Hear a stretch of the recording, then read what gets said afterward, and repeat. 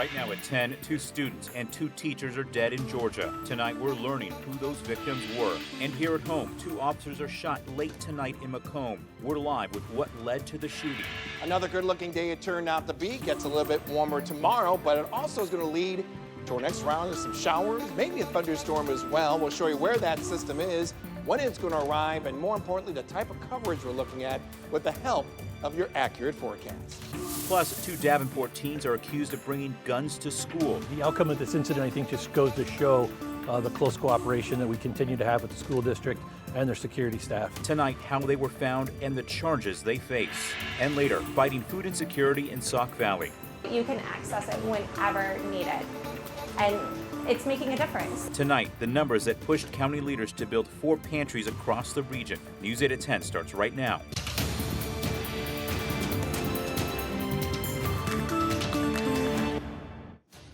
We are following several breaking stories as we come on the air tonight. We just learned in the last few hours 2 police officers are in the hospital after a shooting in Macomb. Details are limited right now, but we know the university sent out an emergency alert about the incident a little after 7:30.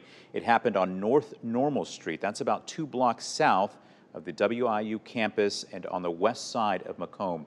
Harrison Belsanti is live in Macomb tonight. Harrison, what can you tell us about that scene right now?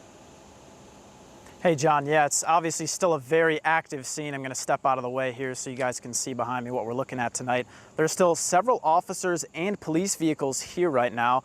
The area on the street here is of course still blocked off by squad cars as police continue to investigate. And as we mentioned, police were in the process of serving a search warrant on one of the houses, and that's when they say 2 officers were shot. Beyond that though, we do not know what happened, including if officers returned fire or if anyone else is hurt. We also don't know what the search warrant was for. Now, we can tell you that police say there is no active threat to the community right now.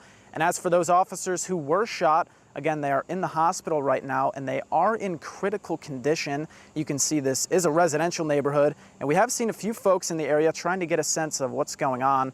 Police are asking people to avoid this area altogether right now because this is still a very active investigation, as you can see on the street here. We'll stay following this story. You can find all updates on air and online on our website at WQAD.com. And John, in just the last hour, Congressman Sorensen said he's continuing to monitor the shooting as he's keeping the community in his thoughts. For now, though, I'll send things back to you in the studio. All right, Harrison, thank you. I would just ask all Georgians and all Americans to continue to keep these families, these educators, and these students in your thoughts and prayers. We're also following breaking news in Georgia after a shooting at Appalachia High School this morning. That's about 50 miles northeast of Atlanta. Police tell us a 14-year-old student started shooting just before 9:30 Central Time. 4 people are dead, including 2 teachers and 2 students. Officials also took 9 others to the hospital for their gunshot injuries. Now, investigators just wrapped up their latest update in the last 2 hours. Here are 3 things to know from that update.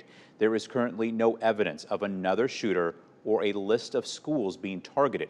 The victims were identified. The 2 students killed were both 14 years old, and those in the hospital are expected to recover, and no more fatalities are expected. Now, we are not naming the alleged shooter tonight.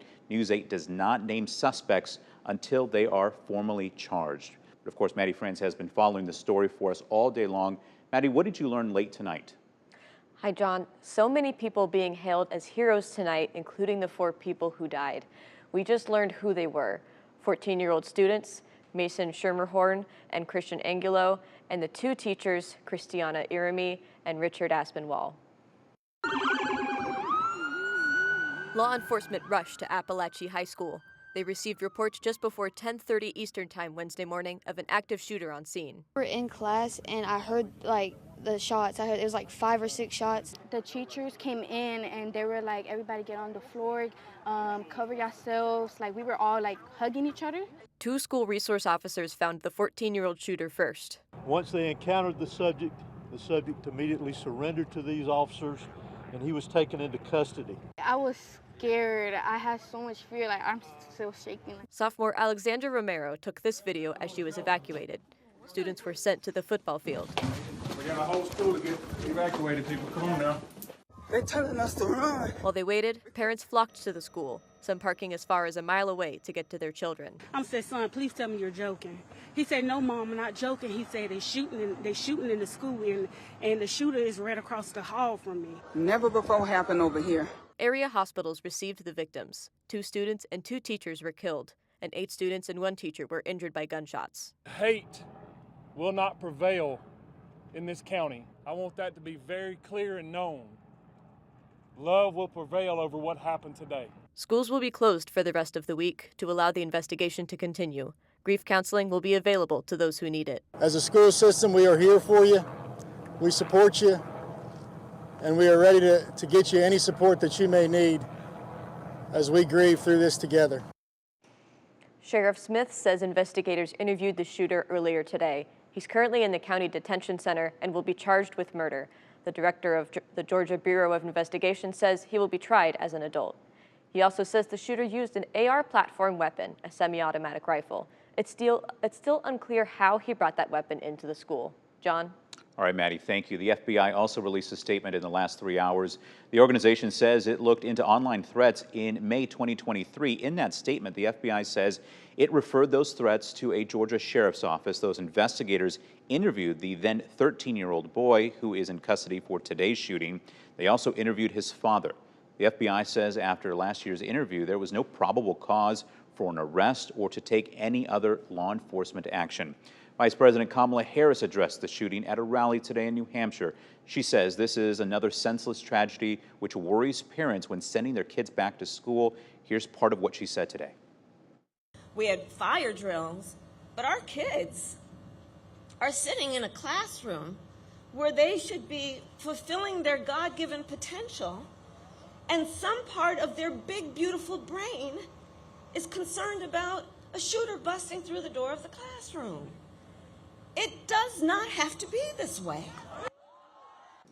Former President Donald Trump has not publicly commented on the shooting in Georgia today. However, his running mate, J.D. Vance, posted this on X this afternoon. He says his heart goes out to everyone affected by the violence as the school year began. He also says he's praying for that community tonight. And after the shooting this morning, misinformation is spreading about the shooter. Ariane Daytil explains what we know about a photograph circulating online. In the wake of a deadly school shooting in Georgia, this photo began circulating on social media with claims that it shows the suspected shooter. But that's not true. Authorities have not released an image of the shooter. Using a reverse image search, we traced this photo back to various active shooter training guides, including this video from the Indiana State Police published in 2016. Remember, misinformation often spreads during breaking news, so make sure to verify before sharing something that is false. With your Verify, I'm Ariane Daytil. And of course, stay with News 8 as both of these stories develop on air and online. You can find our coverage anytime on WQAD.com, the News 8 app, or our YouTube page. Also developing tonight, Davenport police arrested 2 students today after police say they brought guns to West High School. Officers say they found a gun in each student's backpack. We're told the search warrants are part of an ongoing investigation and not related to anything happening at the school today. Police charged the 15 and 17-year-old with carrying a weapon on school grounds. The 15-year-old is also charged with being a felon in possession of a firearm. The outcome of this incident, I think, just goes to show the close cooperation that we continue to have with the school district and their security staff in day-to-day routine operations as well as other kind of incidents. Now, the department tells us the incident did not disrupt the school today and did not risk student safety. In a statement tonight, the school district says student and staff safety are a top priority. The district also says it's working with DPD to implement more security protocols in its buildings in the next coming days. And another day of protest, this time outside the Illinois State Police headquarters in Sterling. Folks there trying to spread the word about 18-year-old Jackson Cradle's death investigation. Now, Cradle was found on Route 78 in Mount Carroll back in late July. Police have not released information about how he died or what he was doing on that road, and that's what protesters are worried about. There were about 20 people at today's protest, and that includes family, friends, and other locals. Protesters claim investigators haven't released very much information on the case. We're told the family is staying hopeful, though, that more answers will come to light soon. We're hoping the police know that we are serious. We're not going to be quiet about this, and we want answers, and we want an arrest made as soon as possible. Now, today's protests follow 2 others earlier this week. About that person of interest, investigators have not released that person's name. All right, switching gears here, let's talk a little bit about the weather. It has been an absolutely gorgeous day out there. We certainly want that to continue, but we know sometimes changes are in the works. And that change will be in the form of maybe some wet weather about this time tomorrow, that is for sure. But until then, though, we'll continue with these real nice temperatures, at least for another day. All right, now we've, of course, recorded temperatures today right around the upper 70s, lower 80s for daytime highs. That's pretty nice for this time of year. But as we've been seeing in past evenings and nights, we'll cool off those temperatures pretty quickly. Maybe not as cool as we had the rest of the night, mainly because we're dealing with the south wind. So right now we're seeing temperatures generally in the 60s, though right around 59 degrees in Dubuque, Savannah, as well as over in the Quad Cities. There's a light east wind at 3. Dew point temperature a little bit higher compared to past nights. So we're very likely going to be holding steady or maybe dropping that temperature a couple of more degrees, and I would say that's it. That's your low. Because those southerly winds are going to start kicking in a little bit more as we head into our Thursday, allowing it to be the the week's warmest, followed by that chance for some of that wet weather. We'll show you where that system is and what type of coverage we're looking at as it makes its way across our area, coming up in just a few minutes, John.